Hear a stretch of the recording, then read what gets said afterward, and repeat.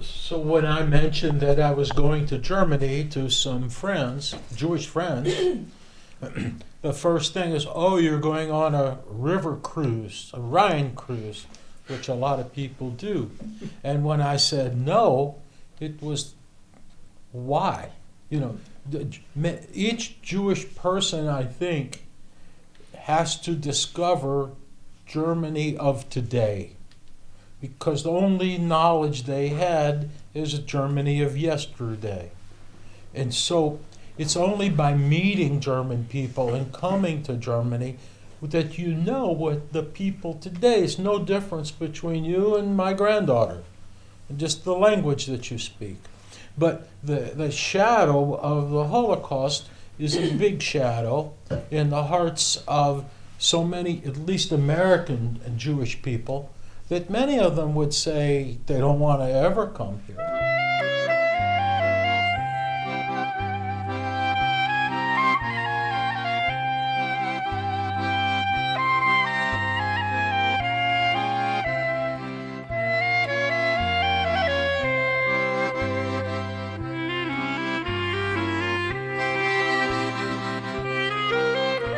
I'm part of the Horn family and very much interested in the history, the genealogy, which we can trace the Horn family in Germany back to the 1700s.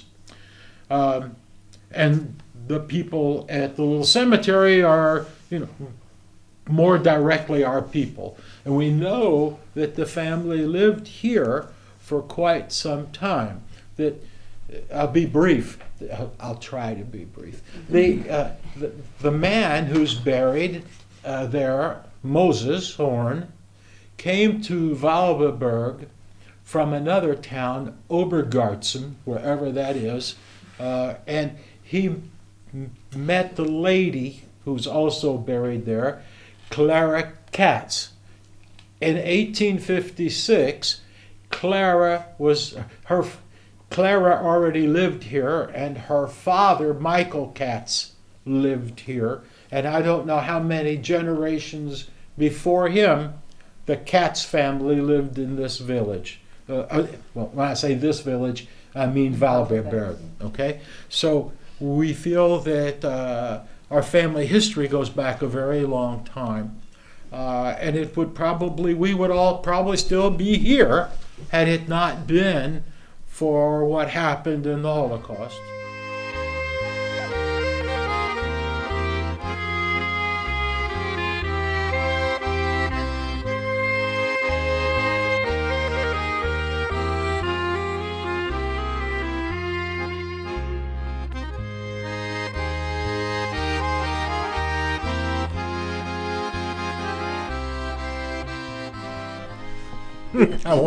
I wanted to cry. It may sound silly, but because that represents the history. It represents what could all have been. We would all be speaking German here. We wouldn't have come so far to this village. It breaks the line. I'm trying to say that. It's the end of a line and the beginning of a new line. Do you understand what I'm trying to say? Yeah. So it's emotional, very emotional.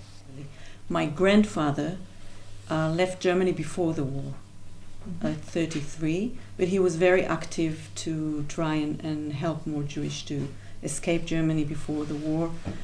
And over the years after the war, he was very much involved with all kind of German officials. I know at least twice or three times he was over for dinner, like official dinner with the German ambassador. But he never wanted anything. He said he'll never put his foot back on the German soil. And Jens just told me now that he found a letter, an official invitation to my grandfather, that invited him to visit here. And I know, because I know my grandfather would never do that, so he refused. He didn't come here. And for me, coming here back then and also today is like closing a circle, because I know if he known, or I hope he sees something or he knows, he would have been happy. that we come here and we can speak to you, and you respect us, we can respect you back, and it means a lot. This village was very good to our family. I mean, they loved this home, and the fact that the tombstones, the graves are taken care of in the way they are is very important. It's sort of, a little piece of us is up there. I'm very happy of that. It's mean for us a lot. Yeah, you must be older than I am. It's a pleasure. What a pleasure. You do this. What year were you born? Wann wurden Sie geboren? Welchem Jahr? Ich 32. 1932. 32. Okay, yes. You were a little boy. Yeah. Can you tell us something about them? Ja, und zwar am 9. November die Kristallnacht mit denen erlebt. Und das war uns so schlimm, weil wir hier spielten und die waren uns Kinder immer gut. Ja, und wie gesagt, man hatte das war im Krieg, hat ja keine Bonbons, aber überhaupt gar nicht. Und die hatten immer dann das Glas, und wenn wir hier spielten, sind wir dann immer dahin. Und das Häuschen, die Wohnung war ja eine Stufe tiefer. Ja, und dann haben wir immer, wussten wir, kriegen wir von denen Bonbons. You just remember that night. Die Pogromnacht. Ja. Was können Sie sich noch erinnern, wie das war? Furchtbar. Ja. Furchtbar. Das war so stark, weil die waren ja von uns dementsprechend verwandt Nachbarn.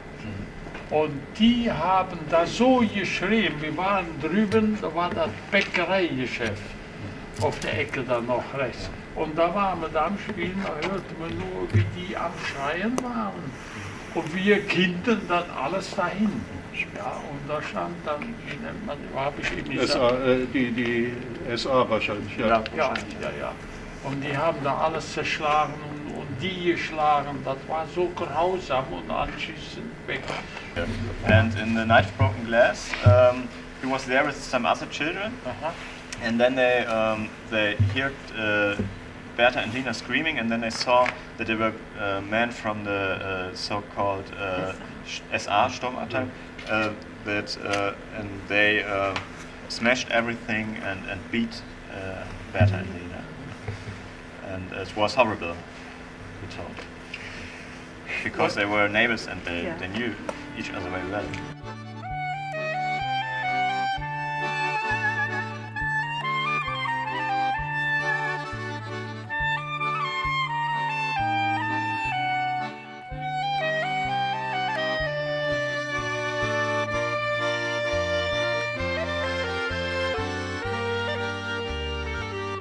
That's history, that's yesterday. These people are today and tomorrow, and that's more important than the history. The people of Israel, of Germany or all over Europe that survived and arrived to Israel, they were shocked when they come to Israel and very happy to see the new country, their own country. At the beginning they were closed and they were very depressed and unconnected, they disconnect, their mouth was closed, they tell nothing to the new generation because it was hard to them and they didn't want to participate, the young generation, with the horrible event that they passed. So they closed their mouths, they didn't talk. The children start asking questions and they have to tell. But the effect of the Holocaust didn't stop in the parents. Also the second generation and the third generation have suffered from that because the parents behaved unnormally or very strange. When do you tell a child what happened? At what age are they mature enough to accept it? Well, I do wish that both in Israel, in Germany, and probably everywhere else, people will keep remember that and talk about it. Not in an everyday's life, but yeah, that we should all be aware of that. Because the world is still a crazy place, still in few places, and you can never know where will be the next place. So it's important. Education, basically, it's all there. It all starts and ends there. I wish the teachers of America could all come here and see what you do. There was a period of time that no Germans wanted to talk about the Holocaust. And I'm not exactly sure when it changed, but it did change. And today people talk about it and study it.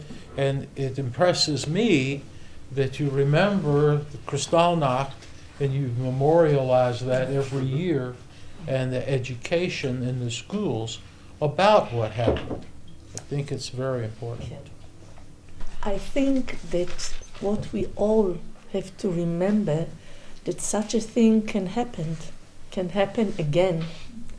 And all we are human beings, and you don't know how you behave in such a situation.